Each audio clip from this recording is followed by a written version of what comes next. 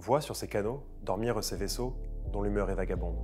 C'est pour assouvir ton moindre désir qu'ils viennent du bout du monde. Les soleils couchants revêtent les champs, les canaux, la ville entière, d'hyacinthe et d'or, le monde s'endort dans une chaude lumière. Là, tout n'est qu'ordre et beauté, luxe, calme et volupté. Ces dernières lignes exceptionnelles sont tirées du poème L'Invitation au voyage de Charles Baudelaire. J'espère que vous les aurez évidemment reconnus pour les poètes dans l'âme que vous êtes. Comme vous l'aurez compris aujourd'hui, nous parlerons de voyage et d'horlogerie, et j'en ai déjà peut-être un peu trop dit.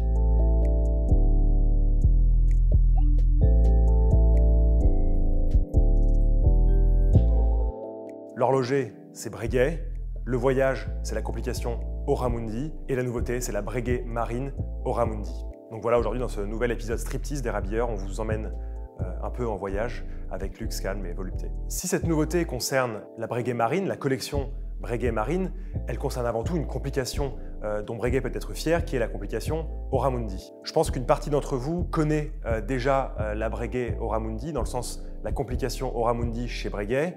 On pense notamment à la sortie en 2011 de la Breguet classique Aura-Mundi, la référence 5717, qui présentait justement ce nouveau visage, cette nouvelle complication, et on va commencer par parler de cette complication. La Breguet Aura-Mundi dont on connaît le visage, la référence 5717, apparaît dans les collections Breguet en 2011. Les bases de son design sont posées, une montre en or, sur le cadran aux multiples reliefs, une carte du monde, au choix entre l'Asie, Océanie ou l'Europe-Afrique, et cette couronne qui vient s'ajouter à 8 heures, qui en fait est la base de la complication Aura-Mundi. Sonia Chauvin, vous êtes en France, un 12 du mois, il est midi, l'heure du tartare frites dans votre brasserie favorite. Ça rime aussi, je suis un peu poète aujourd'hui, je crois. Vous tirez la couronne à 8 heures, puis via la fenêtre qui est à 6 heures, vous sélectionnez la ville que vous voulez, c'est-à-dire Paris. Ensuite, par la couronne classique à 3 heures, vous réglez votre heure locale, donc il est midi, l'heure du tartare frites, le fameux.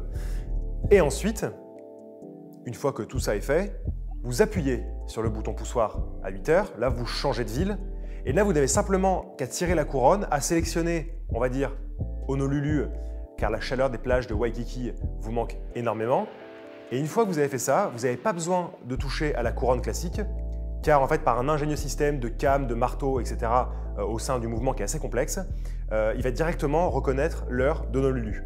Donc, une fois que vous avez sélectionné Honolulu, vous rappuyez sur la couronne, et là, par un petit coup de pression sur le bouton poussoir à 8 heures, vous passez de Paris à Honolulu immédiatement, avec changement de date, changement d'indication du jour et de la nuit via la fenêtre de phase de lune et de phase de soleil dans le cadran. Donc en fait, même si vous jouez à ça à 2 heures du matin et qu'on est le 12, et ben en fait, à Honolulu, on est le 11 et ça se verra très bien au sein du cadran. Voilà, donc en fait, ce qui est impressionnant sur cette complication Aura-Mundi, c'est qu'en fait, en appuyant sur le bouton poussoir à 8 heures, le saut est instantané, donc c'est ça qui est assez magique en fait. En plus du réglage qui en fait a une mémoire qui automatiquement reconnaît en fait, sait dire exactement quelle heure il est sur un fuseau horaire, vous pouvez passer de l'un à l'autre en une fraction de seconde. Ça c'est très très beau. Donc voilà, j'ai voulu commencer par la complication parce que pour moi c'était la chose la plus intéressante, mais on va faire maintenant un petit pas en arrière pour brièvement réexpliquer les liens de Breguet et de la marine.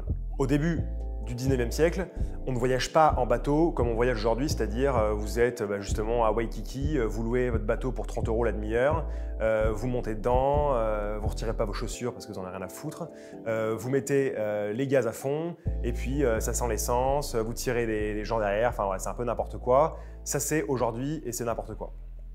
Mais à l'époque, au début du 19e siècle, pour aller d'un point A à un point B en passant par l'univers marin, il fallait en fait, l'univers aquatique plus précisément, il fallait dessiner, calculer. En fait, on ne faisait pas un voyage comme ça en 5 minutes, il n'y avait pas d'appareil électronique de haut vol à bord, et donc ça rendait la chose un peu plus compliquée. Donc en fait, l'important à l'époque, c'est d'avoir des horloges de marine, donc des horloges de marine à bord des navires, qui soient les plus précises possible pour éviter justement d'avoir des erreurs dans le calcul, des erreurs dans la position des aiguilles pour calculer des choses et d'autres. Donc voilà, précision ultime pour ces chronomètres de marine. C'est pourquoi Abraham Louis Breguet, qui va être nommé horloger de la marine en 1815, va avoir à cœur de développer des inventions qui permettent en fait d'avoir une très très bonne heure à bord dans un instrument de temps sur un navire. Et pour ça, on va citer brièvement deux inventions qui vont permettre de révolutionner un peu cette navigation avec des outils. Tout d'abord, le système en fait, de fusée-chaîne était un peu fragile, donc il va créer un système de double barillet permettant en fait, de répartir les forces sur la chaîne et ainsi de constater moins de casse sur ces horloges qui sont importantes à bord. C'est la première chose. La deuxième chose, c'est l'invention d'un système qu'on appelle parachute, parce qu'en fait, on observait souvent à l'époque une casse des pivots du balancier. Donc le pivot, c'est l'axe sur lequel reposent les mouvements du balancier.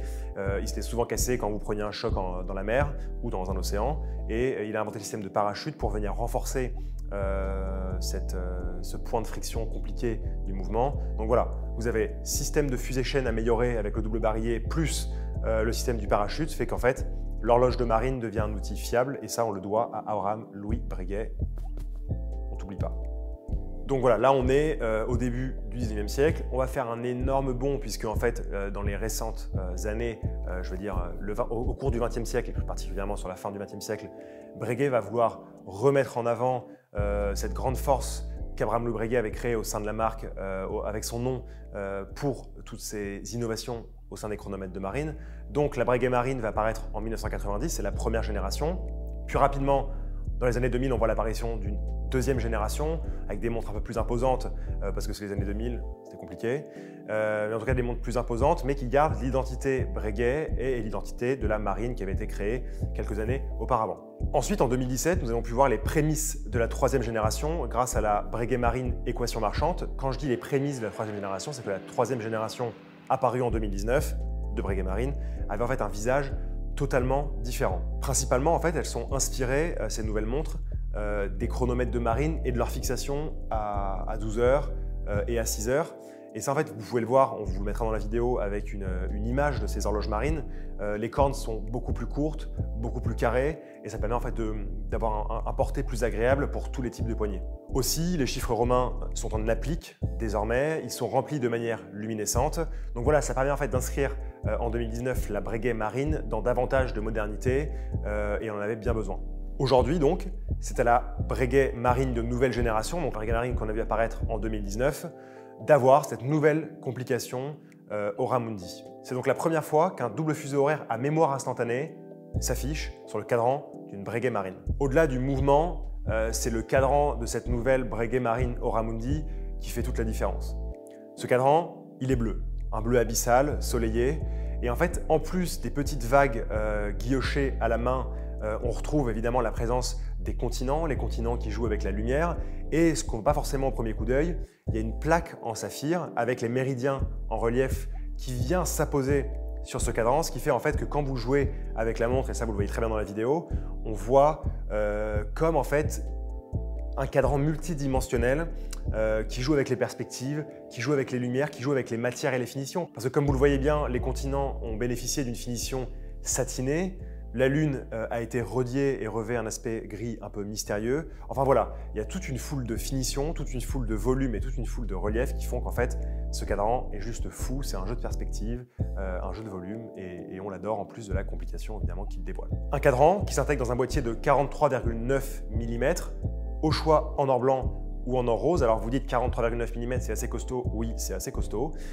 Mais en fait, par ces cornes courtes dont je vous parlais, qui sont l'inspiration en fait des chronomètres de marine, la montre s'inscrit très agréablement au poignet. Donc de ce côté-là, pas de souci. À l'intérieur, et pour pouvoir voir la très jolie valse du cadran, on a le calibre, le nouveau calibre 77 F1 qui délivre la confortable réserve de marche de 55 heures, mais ça à la limite on s'en moque puisque le plus intéressant c'est qu'il a tous ces petits brevets, ces systèmes ingénieux de marteau, de cam, etc. qui permettent un saut instantané d'un fuseau à un autre, et évidemment la présence de silicium dans l'échappement qui permet d'éviter les petites ondes magnétiques qui peuvent nous déranger au quotidien. Voilà. On apprécie à travers le fond saphir les différentes finitions et principalement de mon côté les finitions Côte de Genève.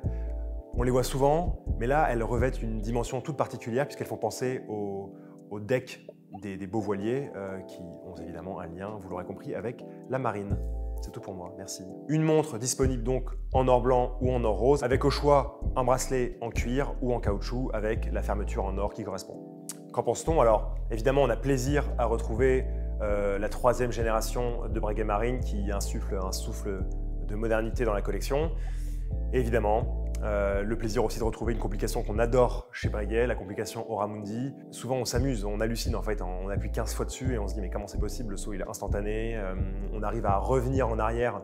Et éventuellement si, comme je vous le disais au début, de Paris à Honolulu, il y a un petit peu de décalage horaire.